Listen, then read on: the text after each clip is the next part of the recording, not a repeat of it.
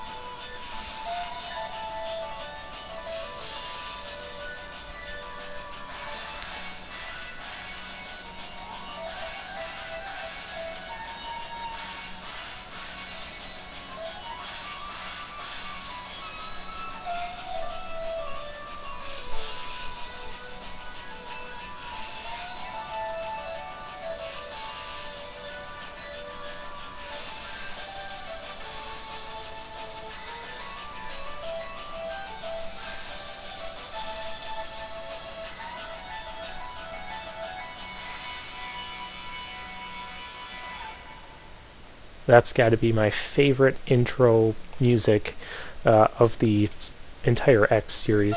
I especially love how it starts out with just a little.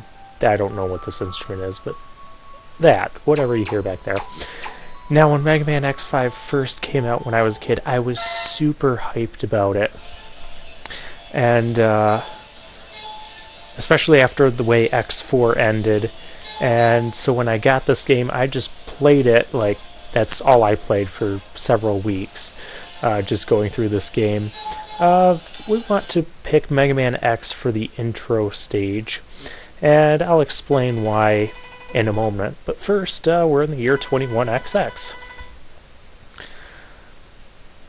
This is also my favorite intro stage of Mega Man X5, or my favorite intro stage of the Mega Man X series, I should say, is Mega Man X5. I'm so excited to play this game. However, there's a lot of things that I don't like about it.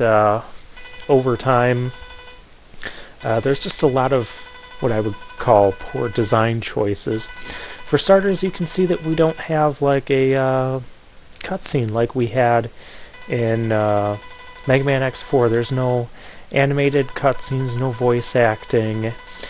And that's a really bad design part, in my opinion, especially since the predecessor, Mega Man X4, had all of that. Now it's like, why is that missing? But, so we have a conversation here between Mysterious Voice, aka Sigma, and some other guy that we'll meet.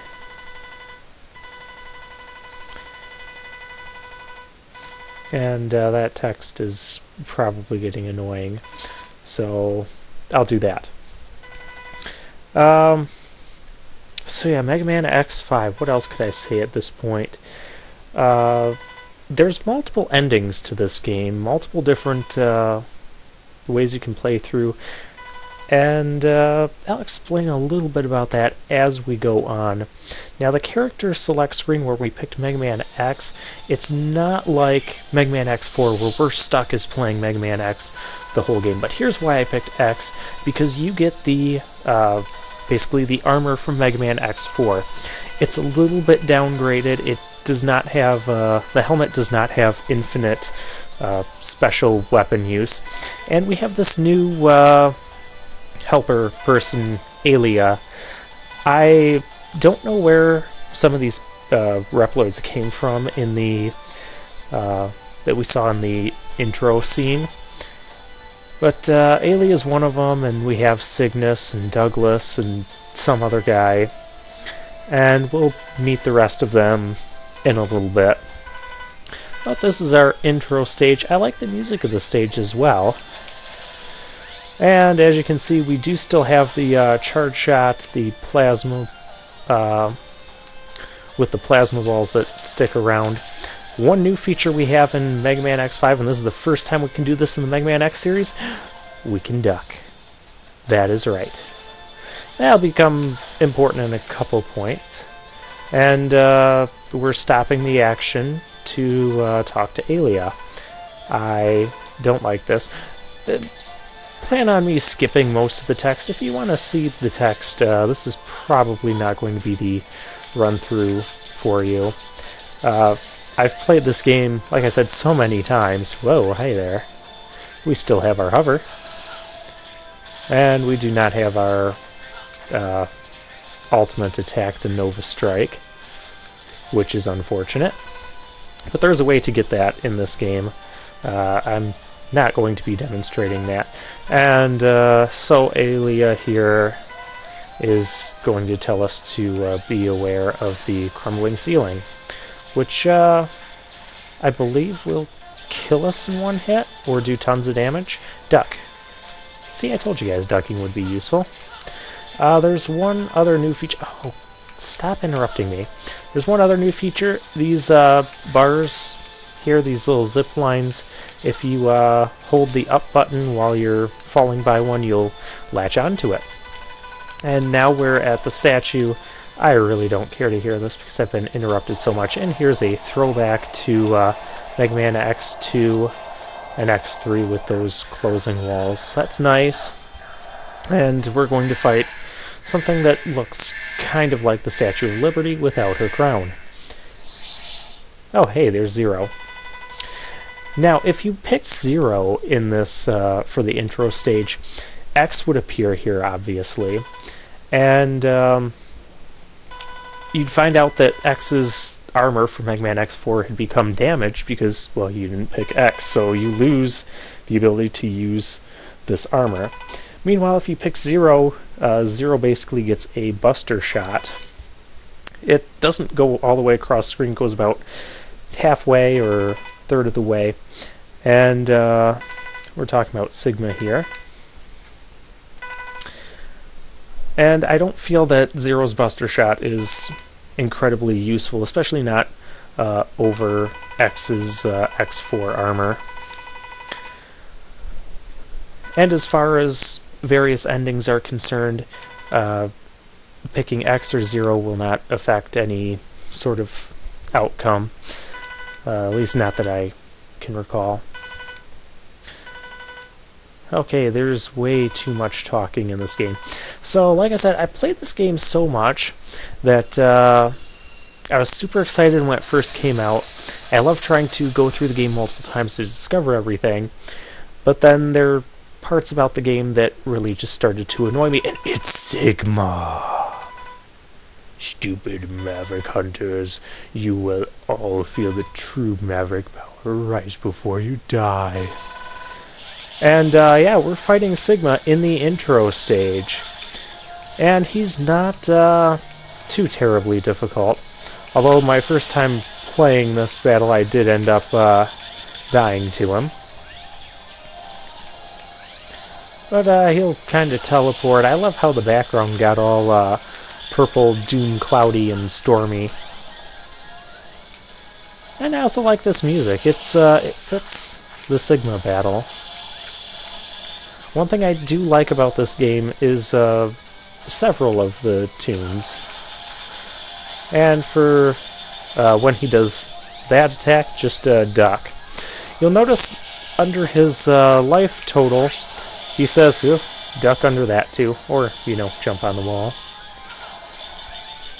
But you'll notice that there's a level underneath his name. It says he's level 1. And while that doesn't really change for the intro Sigma, that will have some significance when we get to the 8 Mavericks. Oh no, the Sigma virus has been leaking out. It must have spread all over and could cover the Earth by now. Okay, you know what, I'm just going to kind of explain the plot. Basically, Sigma, he lost to us on purpose, and when I first played this game, I'm like, oh, we're fighting Sigma in the intro stage, oh, this is so cool. And then it was a plan by Sigma all along. He wanted us to beat him so that he could spread his Sigma virus around the world and affect various Reploids. And we're going to run into another problem. Here's these other characters. When I first saw them, I'm like, who are these people? They're just these new characters that seem to have just popped up. But whatever. They end up sticking throughout the rest of the Mega Man X series. Thank you, Zero, for cleaning up your act. And then X is saying, I like this setup here. A battle won't solve the problem. And it makes this bigger than just, hey, let's just go blow up Sigma and call it good. And there's this other problem. So the Sigma virus explosion, it has spread all over Earth. And then there's this space colony, Eurasia, I'm calling it Eurasia, is heading straight toward us. And it's going to crash into the Earth in 16 hours because Sigma has infected that or done something to that or whatever. And so that's also going to be bad. So we have this virus problem, we have the colony problem, and so we're going to work on destroying the colony. But we have this weapon, the Enigma. It's very old. You know, it almost looks like that big secret weapon from the jungle stage in Mega Man X4. I don't know if that's actually true or not, but I just found that to be a nice little similarity there. And Ilia does tell us that there is another option that's basically taking a space shuttle up and launching it into the core of the colony to explode the colony from the inside out. Hopefully we won't have to do that. But chances are with this game, we probably will. And a lot of Maverick hunters become Mavericks, and there's only a few hunters, yada yada yada. This is just a big, huge mess. And you notice we have this 16 hours to collision on the top there. And I kind of like that touch to the game, and I kind of don't. I'll explain more as we go on.